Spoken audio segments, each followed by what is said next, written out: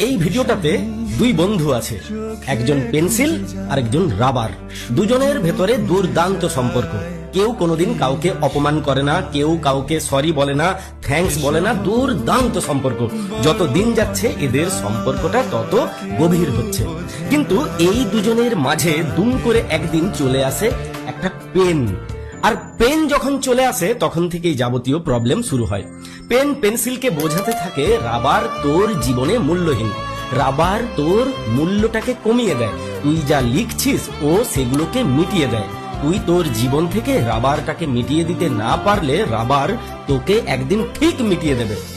পেনের চক্করে পড়ে পেন্সিল তার জীবন থেকে রাবারকে সরিয়ে দিল। এবারে পেন্সিলের ভুল ভ্রান্তি মিটিয়ে দেওয়ার মতো আর কেউ রইল না।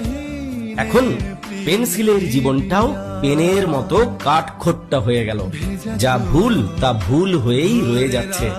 কে মিটিয়ে দেবে সেই ভুলগুলো? কে হাত ধরে শিখিয়ে দেবে এটা ঠিক, এটা ভুল, এটা করা চলবে না? এই ভিডিওটা কোনো পেন পেন্সিল রাবারের গল্প নয়। তুমি যদি বুঝতে পেরেছো তাহলে ওকে পাঠাবে, ও ঠিক বুঝে যাবে ওর জীবনে কে পেনের মতো এসে মূল্যবান রাবারটাকে জীবন থেকে সরিয়ে দিচ্ছে বা দেওয়ার চেষ্টা করছে।